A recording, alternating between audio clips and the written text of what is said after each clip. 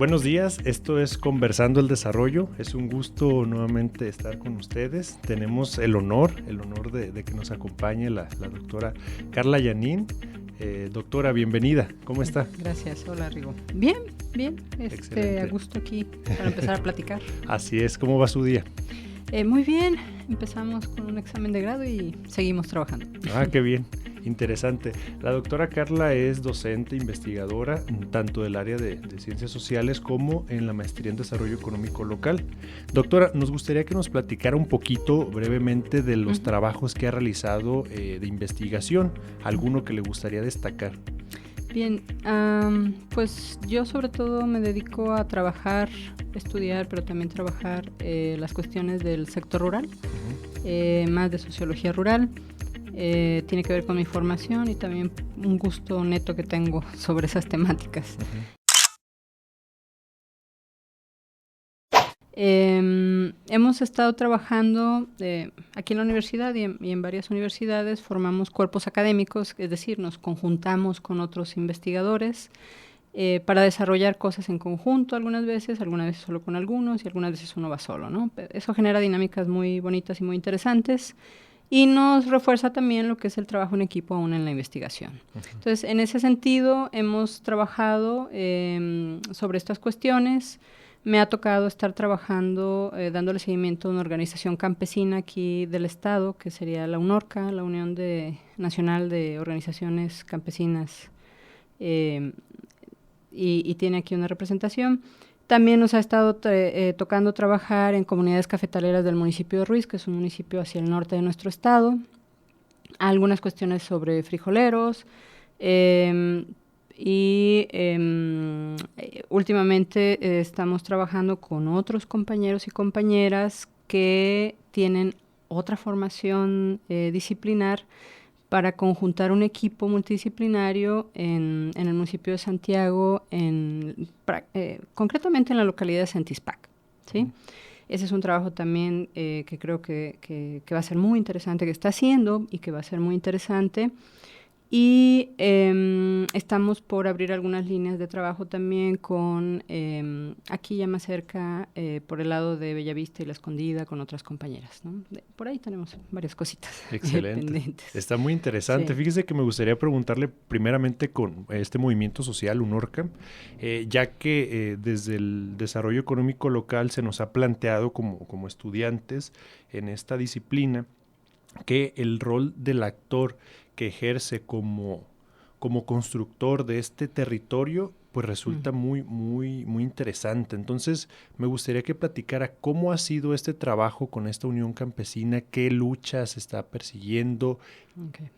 Sí, de hecho, a ver, es una organización de lo que llamaríamos segundo nivel.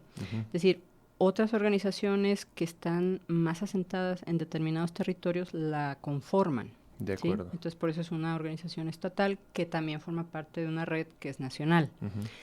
Pero sí es parte de esas organizaciones que nacen de los movimientos campesinos de este país, que vienen desde los años 80, ¿sí?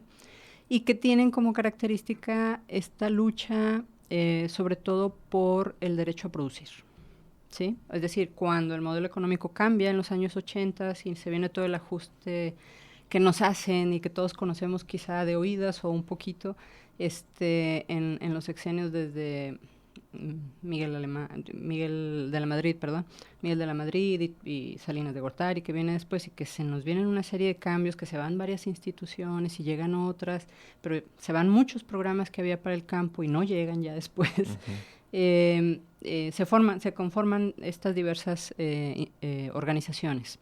Entonces aquí en el estado ya tiene, yo creo que fácil, unos 30 años, con sus altas y sus bajas como toda organización, y pues se organizan para la producción, ¿no? Entonces parte de su lucha es precisamente el derecho a existir, claro, el derecho a ser considerado en las políticas, el derecho a ser considerado en los programas y el derecho a producir alimentos, pues para todos nosotros, ¿no?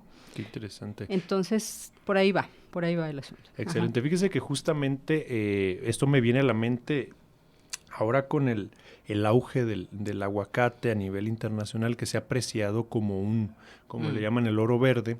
Países como Portugal, en el caso europeo, han incluso incursionado en este cultivo que particularmente no es propio de esas zonas. ¿Qué está pasando con los agricultores de alguna manera tradicionales, locales, que ya existían? Están viendo que el agua está careciendo cada día más tras la llegada de grandes corporaciones agroalimentarias que tienen monocultivos, en este caso el aguacate, y que precisamente ninguna política nacional, en el caso de Portugal, está considerando que los productores que ya existían con sus características propias, ni están siendo tomados en cuenta, ni hay la participación para poder determinar cuál es el desarrollo necesario en esa zona. ¿Pasa algo similar aquí con estos movimientos en México? Pues de hecho así ha sido, ¿no? Cuando hablamos de los años 80 del siglo pasado, de los años 90, que cambió tanto la política pública, es decir, cuando decimos política pública se concreta en el sentido del qué tenemos que hacer para desarrollarnos, ¿no? Este es el discurso. Y cómo tenemos que ser. Y entonces la agricultura o la producción agrícola pues juega un papel o se considera que debe jugar un cierto papel. Uno de esos es tener estos cultivos que son como más monocultivos, es decir, dedícate a un cultivo único porque con ese vas a salir adelante y además nos conviene porque es de exportación, etcétera. Lo que llamamos las ventajas, pues, ¿no? El problema es eso que tú acabas de señalar.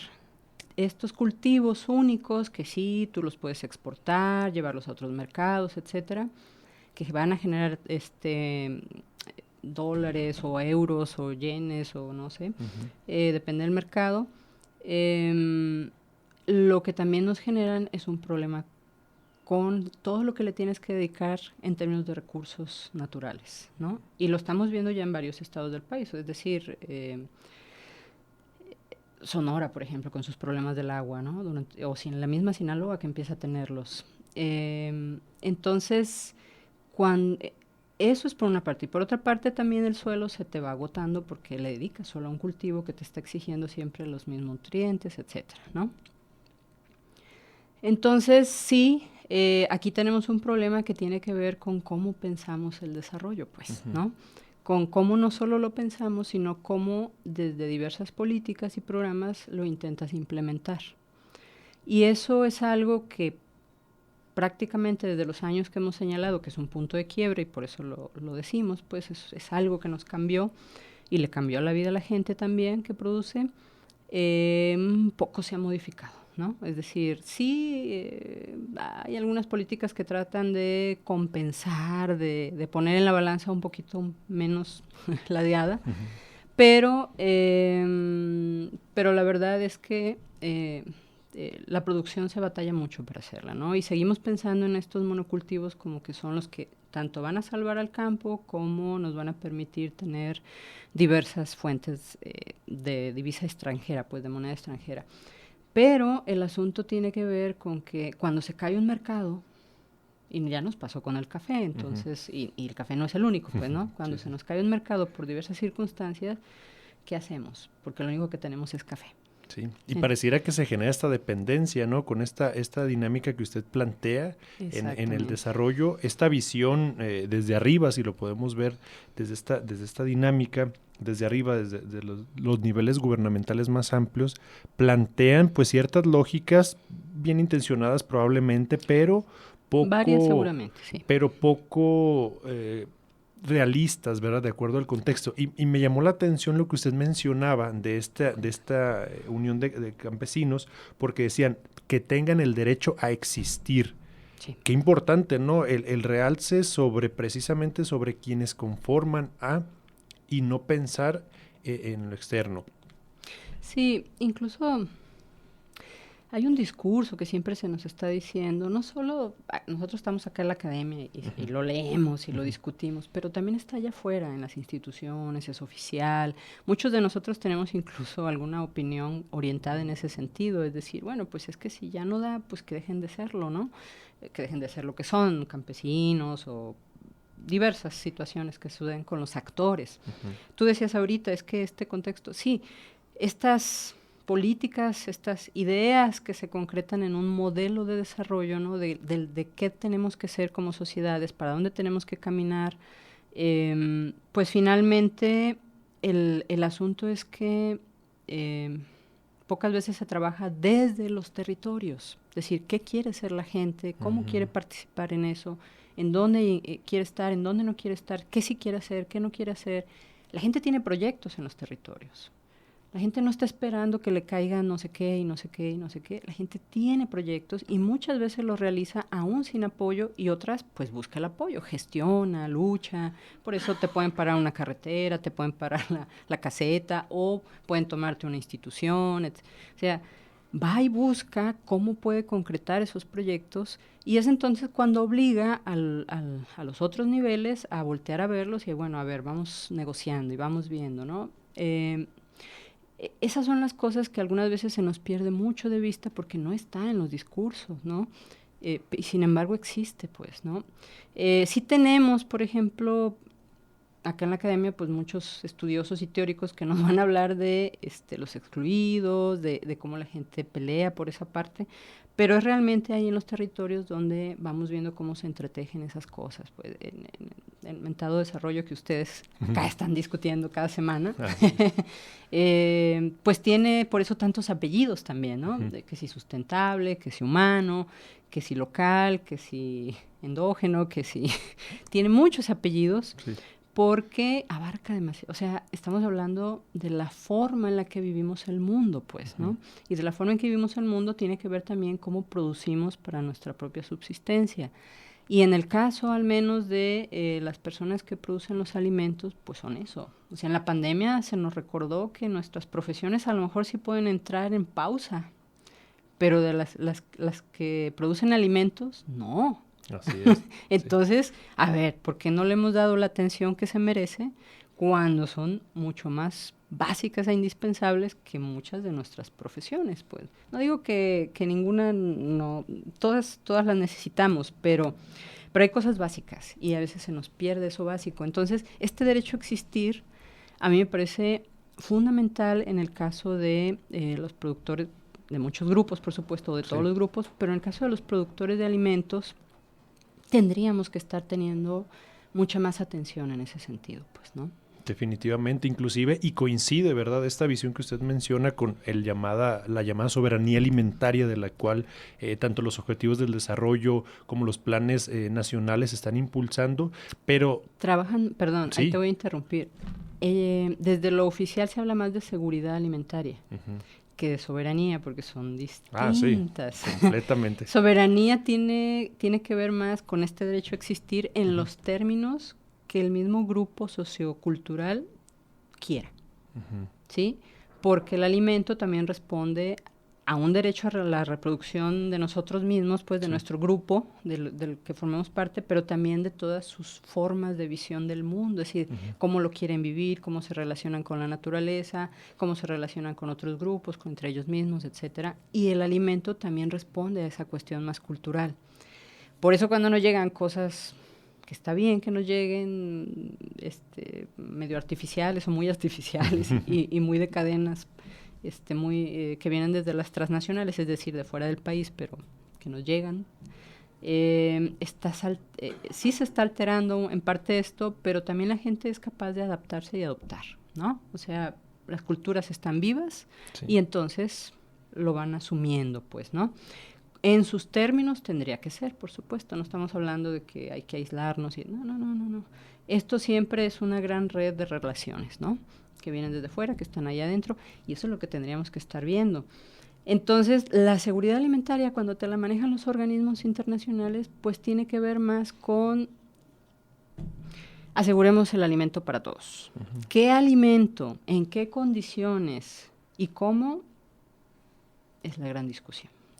Y ahí es donde se diferencia la seguridad y la soberanía. La soberanía responde más a intereses más locales, y la seguridad dice, con que no te mueras de hambre, ahí te va, ¡pum! Listo. Claro. ¿No? Y ya desde ahí el discurso ya marca una diferencia y entendemos entonces por qué ese tipo de procesos. Fíjese que con lo que mencionaba también me vino a la mente los casos muy sonados desde los años 60 en Bolivia, en Perú, con aquellas empresas mineras que llegaron a diversas zonas de los territorios, allá en el Cono Sur. Pero, ¿qué sucedía? El gobierno, pues claro está, cualquier gobierno del mundo requiere de impuestos para poder subsistir, para poder llevar a cabo sus políticas públicas y el manejo. Pero entonces es la discusión de que si esas empresas, en este ejemplo que estoy poniendo, las empresas mineras, pues sí, llegan con el interés gubernamental de que pues van a aportar al erario, pero de alguna manera no se está tomando en cuenta cuál ha sido la tradición de las localidades, de estas comunidades que históricamente se dedicaban a la agricultura, una agricultura completamente tradicional y familiar, en el cual los recursos pues son claves. Mucho de este discurso plantea, bueno, es que vamos a solicitar que lleguen, fueran mineras o cualquier otro tipo de transnacional, porque vamos a otorgar empleos. El empleo es ahora sí que uno de los principales objetivos cuando hablamos de temas de desarrollo, porque permite entonces la dinámica económica. Pero si estos empleos no están considerando inclusive a la población, por ejemplo, adultos mayores, o están considerando la inclusión, pues ¿qué tipo de seguridad estamos obteniendo en este caso a nivel Estado, verdad? O entonces estamos hablando ya de injusticias, podemos incluso meter la cuestión moral, porque sería una injusticia no tomar en cuenta a quienes conforman el territorio del cual surgen. Sí, de hecho, las primeras experiencias, sobre todo las primeras etapas de estas experiencias que tú señalas en estos países de Bolivia, Perú, que además se dieron bajo gobiernos de izquierda, muy poco se apegaron a las normas más internacionales que bueno, era de lo poco que había para proteger, digamos, porque sobre todo se trataba de territorios y comunidades de pueblos originarios, ¿no? Y entonces tienes que hacer todo un proceso donde los pueblos te tienen que autorizar. Si los pueblos dicen no, es no. Esto de acuerdo, si no recuerdo mal, a la 169 de la OIT, si no recuerdo mal el número. Sí se entiende, pues, que tenemos países con muchos problemas, que necesita recurso para poder implementar estos programas que te ayuden a ir sacando pues grandes grupos de población de la pobreza y algunas veces de la misma miseria, ¿no? Sin embargo, tenemos que pensar más en términos de equilibrio, ¿no? Por eso volvemos a lo mismo, a estos desarrollos con muchos apellidos, porque cuando sucedieron estas cosas, luego te das cuenta de cuáles son las consecuencias de solo irte por un lado, y dices, bueno, pues sí, se obtuvo más recursos para poder tener programas, yo qué sé, para darle becas a los niños, o darles almuerzos, o algo así, pero te acabaste todo lo que había, y la gente se enfermó, y no tienes para la seguridad social. Y muchas otras consecuencias, ¿no? Y ahora ya se fueron las mineras porque esto ya se lo acabaron. Y tú ves fotos de cómo quedaron esas minas y no hay nada más que arena, tierra y algo va a suceder ahí porque la gente tiene que sobrevivir de alguna manera. Pero entonces tuviste 5, 10 años de esto y después, ¿qué sucede? Sí. Y entonces por eso tenemos que pensar este desarrollo con tantos apellidos, porque no puede ser solo desarrollo a secas, porque eso es muy inmediatista, te puede solucionar algo, pero después, ¿qué sucede con el territorio? El territorio finalmente también es el espacio físico donde nos asentamos para vivir, pero ahí construimos toda la vida y las relaciones y cómo vemos el mundo. Entonces, cuando eso se arrasa, ¿qué sucede luego? ¿Qué hacemos? ¿Qué pasa con esa población? ¿La volvemos a excluir? Que desaparezca, ya no entra en los modelos, ¿no? Entonces, tenemos que tener estas visiones más de equilibrio, pues, o sea, sí tenemos necesidades muy inmediatas, bueno, ¿cómo le hacemos sin que tengamos que arrasar con todo lo que hay, ¿no? Y sin que eso signifique que el futuro de la gente está muy comprometido, ¿no? A mí me tocó estar en algún momento en Bolivia, en alguna de estas minas, y eran condiciones muy deplorables para la gente. O sea, y me estoy quedando cortita, problemas de cáncer, problemas, o sea, muy fuerte, porque por supuesto, todas estas empresas que son canadienses, estadounidenses, europeas, pues en sus países son muy bien regulados, pero vienen a nuestros territorios y sucede de todo. Sí, la ley se hace de la vista gorda a veces. No, y ellos también, o sea, inclusive en sus países hay movimientos para que esas mismas empresas de esos países no vengan a hacer lo que vienen a hacer porque pues nos están costando, y finalmente es el mismo planeta, pues, ¿no? Al final nos va a costar a todos, pero de inmediato nos cuesta a nosotros. En el mediano y largo plazo nos va a costar a todos. Sí. Y a veces pensar no solamente en visiones unipolares, ¿verdad? Porque destacando los elementos que usted mencionaba de seguridad y de construcción de un camino hacia el agro que de alguna manera va a sustentar esta seguridad alimentaria, pues también está en un grave riesgo, porque el implementar monocultivos, biológicamente hablando, ¿a qué nos compromete? Nos compromete a que si llega una plaga, pues no hay una variabilidad genética que permita asegurar que no vaya a perderse esa cosecha. Entonces ya quedó una contrariedad. Si bien es cierto en la inmediatez económica el recurso que se genera por la alta demanda en un momento, pues sí genera beneficios, esos beneficios no van a perpetuarse por toda la vida, no son sostenibles, así es. Fíjese, doctora, que con estos planteamientos a mí me viene a la mente uno de las definiciones de lo que es la política. La política se dice que es un sistema de pesos y contrapesos y normalmente se habla de los poderes, se habla de cuestiones más institucionales, pero pocas veces se toma en cuenta que los actores también son un contrapeso, ¿no? Usted destacaba este tipo de actores, en este caso campesinos, que de alguna manera están diciendo, oye, aquí estoy, existo, tómame en cuenta. Entonces, si no existiera esta resistencia, pues entonces habría una inequidad entre los mismos. Entonces, el actor se vuelve actor, por valga redundancia, en el momento en el que toma partido dentro de las decisiones, ¿no? En el que se empodera, por así decirlo, de estas acciones. Busca espacios.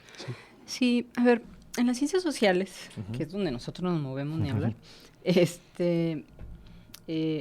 el gran asunto de las ciencias sociales es el cambio social. O sea, ¿por qué hay cambio social? Pues por los actores.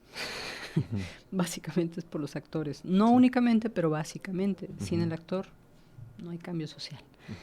Ahora, ¿por qué? Porque los diversos grupos sociales, culturales, pues tienen intereses y tienen proyectos propios, entonces buscan impulsarlos y buscan reproducirse también, seguir existiendo, ¿no? Bajo sus condiciones, en la medida de lo posible, y a sacar adelante lo que quieren sacar adelante. Para eso, pues, tienes que abrirte el espacio, depende de qué rol te quieren asignar las diversas relaciones sociales, que luego llamamos estructura, en las ciencias sociales, ¿no? Lo estoy simplificando mucho, pero bueno, eso es básicamente que te pueden permitir moverte sobre algunas cosas y sobre otras no. Y entonces lo que buscas es precisamente poder moverte sobre las que te interesan y para eso tienes siempre que estar empujando, por decirlo así. Le llamamos lucha también a eso, claro. ¿Sí? Entonces, los actores sociales, a través de ese empuje, de esas luchas, de querer desarrollar sus propios proyectos, de querer persistir, pues es lo que hacen que vayan cambiando esas grandes relaciones, que es a lo que le llamamos estructura, y es lo que llamamos después el cambio estructural. Qué interesante. Sí. Fíjese que me acordé de en una ocasión, estando en comunidades cerca de Santa Teresa, municipio del Nayar, recuerdo que en un levantamiento censal del INEGI, había 3 comunidades que pertenecían al estado de Durango, la entidad federativa Durango, que los mismos pobladores acercaron a los entrevistadores para decir, por favor, cénsame aquí en Nayarit, cénsame aquí en el Nayar. Y recuerdo muy bien esta situación porque se tuvo que resolver a nivel de delegación, entre delegaciones, para poder llegar a un acuerdo. Estas comunidades, de acuerdo con los caminos, el contacto, las relaciones económicas, se sienten parte de Nayarit, cuando los límites político-administrativos dicen lo contrario. Te caen. Y entonces pareciera ser que así como usted lo expresa precisamente en esas superestructuras, son los actores quienes a través de la lucha, a través de estos conflictos, vamos a llamarlo así, en un sentido positivo. Este conflicto es que se generan cambios en la sociedad. A veces se nos ha inculcado que el conflicto es malo, pareciera ser que inclusive, lados, ¿no? Inclusive deberíamos de permanecer, de evitarlo, cuando no. El conflicto, si bien aprovechado, son oportunidades de cambio y de respuesta, ¿no?, del mismo sistema para poder mantenerse. Así es. Lo vemos en todos los aspectos de nuestra vida, pero bueno, pensándolo desde a donde nos abocamos a tratar de trabajar y estudiar, pues lo vemos con más claridad, porque difícilmente nos vemos a nosotros mismos, ¿no? Necesitamos que el reflejo del otro, y por eso también es relacional, pues, ¿no? Así es. Siempre decimos que es más fácil ver los defectos en los demás, pero no en nosotros. Pues, de hecho, no solo los defectos, todo prácticamente, ¿no? Sí. Y entonces, por eso es tan importante el diálogo siempre, en el conocimiento, porque de esa manera vamos peloteando, ¿no? Y vamos construyendo nuevo conocimiento a partir de lo que yo pienso, creo, argumento, etcétera, y lo que el otro piensa, crea, argumenta, etcétera. Porque todos los seres humanos tenemos eso. Sí. Doctora, sepamos leer, no sepamos leer, tenemos eso. Así es.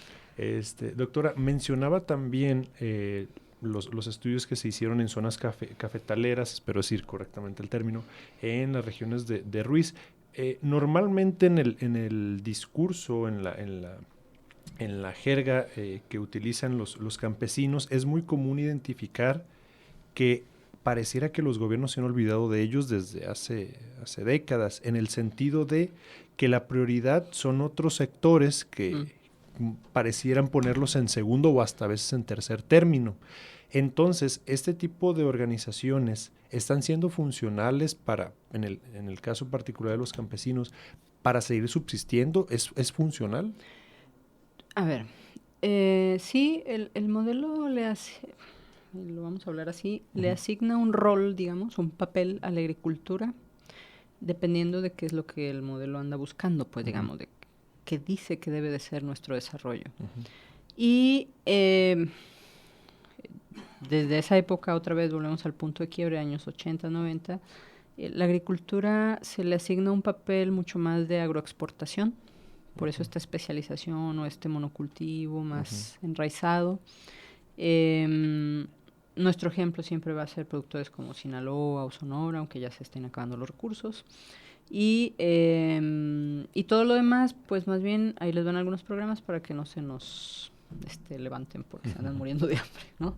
O para contener el asunto social, ¿no? Porque efectivamente estos actores y actrices de los territorios pues van a empezar a hacer cosas, ¿no? Y también se les considera cuando pueden incorporarse a estos procesos de especialización. Por ejemplo, en su momento fue el café, ¿no? Sin embargo, cuando cambian todas estas políticas, pues son dejados de lado y entonces ya empezamos a hablar de que el mercado va a regular todo, etcétera, etcétera. Bueno, la gente busca estrategias. En la experiencia que hemos tenido de trabajo con la gente, pues la gente misma te dice, cometimos el error en su momento, cuando se impulsó todo el café, de quedarnos solo con el café. Y entonces ya no vamos a poner todos los huevos en una sola canasta. O sea, son los aprendizajes de la gente, porque la gente tiene mucho conocimiento de todos estos procesos, ¿no? Y uno mismo va y aprende, y podemos tener este diálogo que decíamos, donde podemos aportar cosas, pero ellos también nos aportan mucho a nosotros, ¿no? A nosotros y nosotras, que podamos ir. Fíjese que la recuperación, perdón que la interrumpa, la recuperación de los saberes, como dicen la literatura, de los nuevos viejos saberes, es vital y pareciera ser una respuesta resiliente, ¿no?, ante todas las consecuencias que estamos viendo de estos sistemas, si podemos llamarlo hasta depredadores, empezando con algo bien sencillito en la agricultura. ¿Qué es lo que ocupa cualquier productor? Semilla. Pero ¿cuáles son las 4 grandes consorcios a nivel internacional? Ya son menos, creo.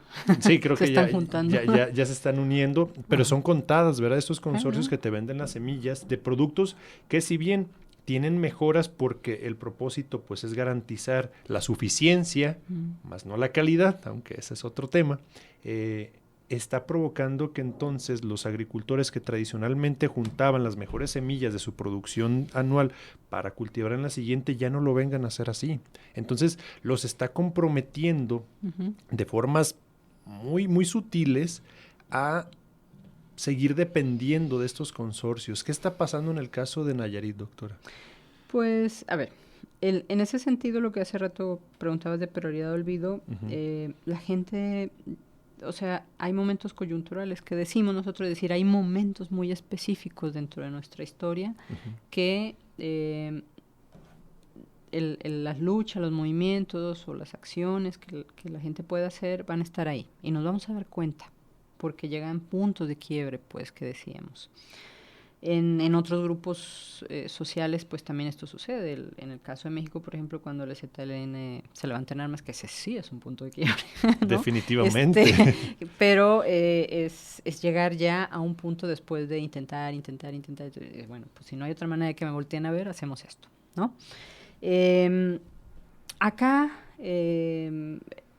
creo que si algo ha aprendido el sistema y el modelo es a tratar de ir teniendo espacios donde aparentemente la gente pueda participar, ¿no? De hecho, tú lo sabes, dentro del desarrollo local tenemos un montón de perspectivas y teorías que nos hablan de cómo tendría que ser la participación, de la descentralización, etcétera.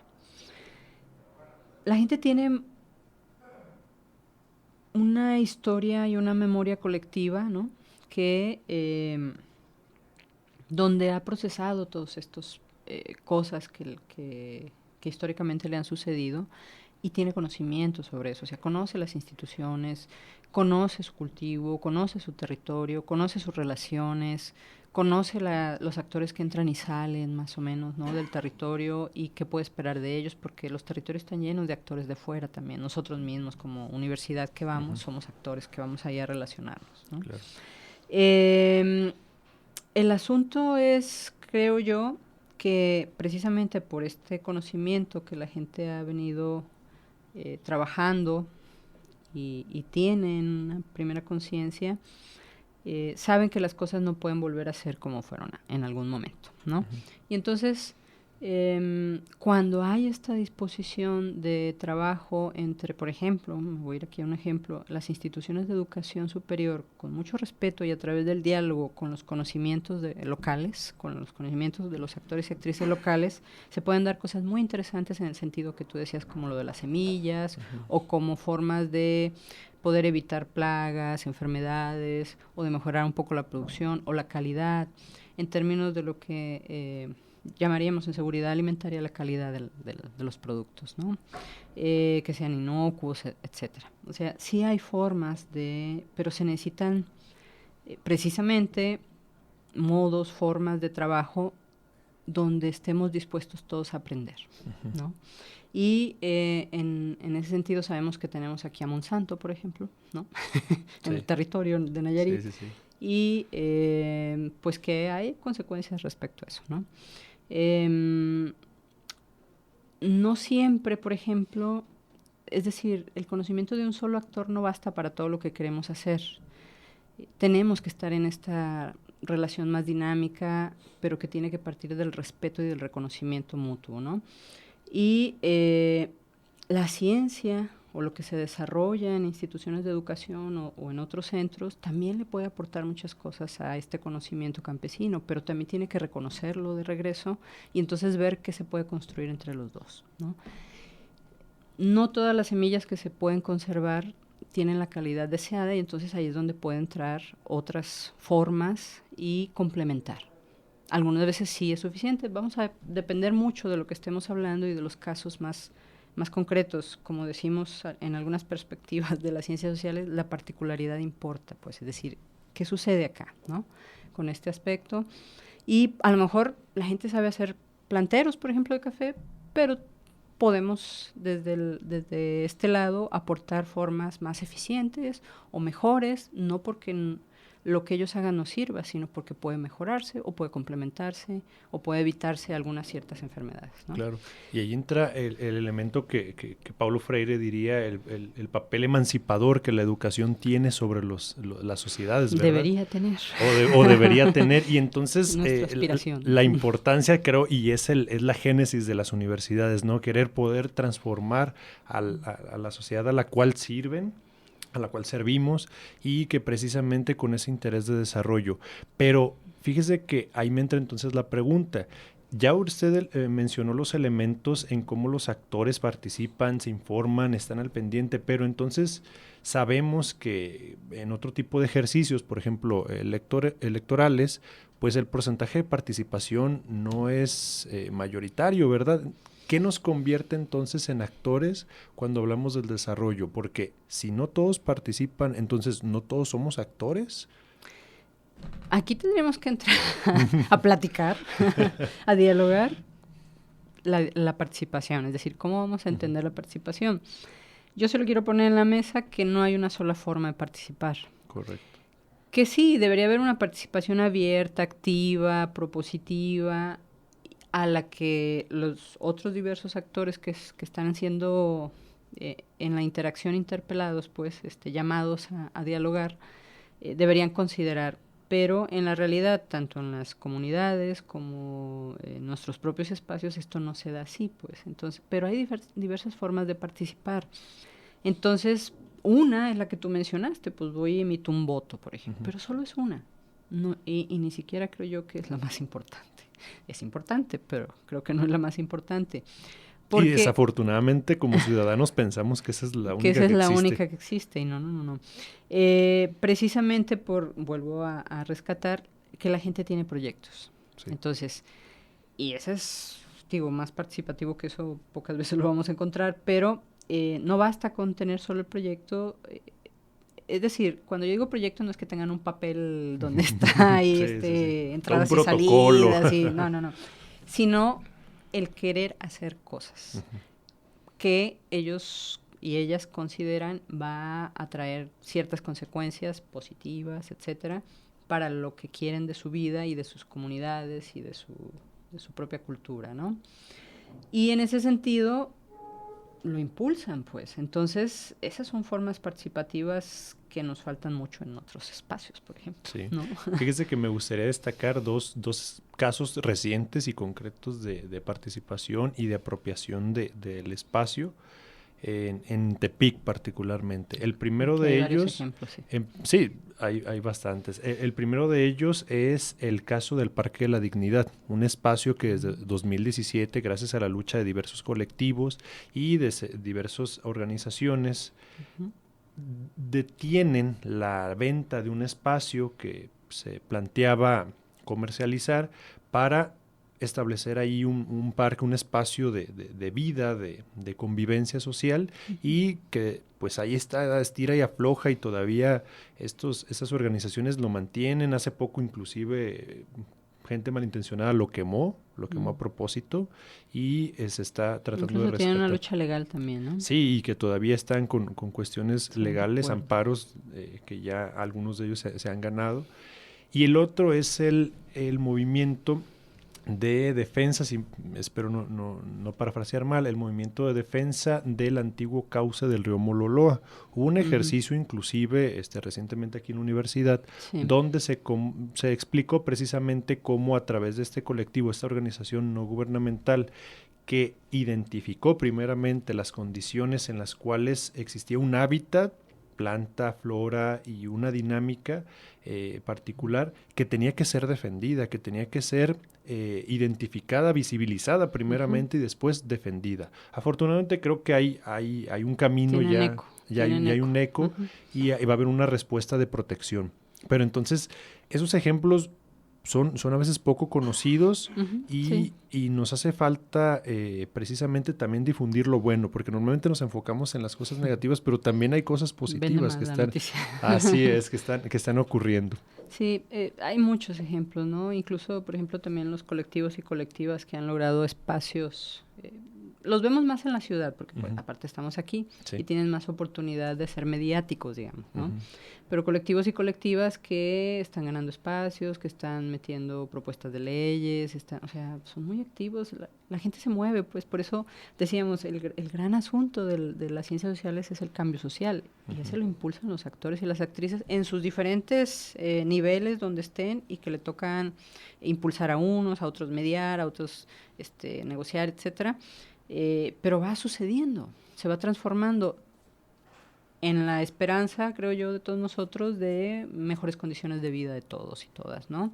Sí, Se oye menos, creo yo, en el mundo rural, pues, está más alejado, no es tan mediático, o sea, quizá ahora con los celulares y demás que tenemos más opción de poder compartir cosas en las redes sociales, podamos tener un poquito más de alcance de lo que sucede ahí, pero aparentemente el mundo rural no se mueve, pero sí se mueve y se mueve bastante, ¿no?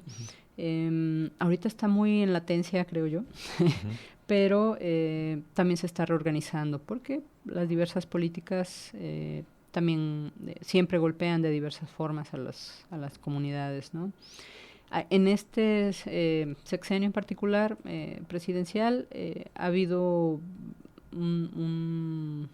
creo yo desde mi punto de vista, avances y retrocesos en términos de la organización de los productores por aplicar criterios generalizables, ¿no?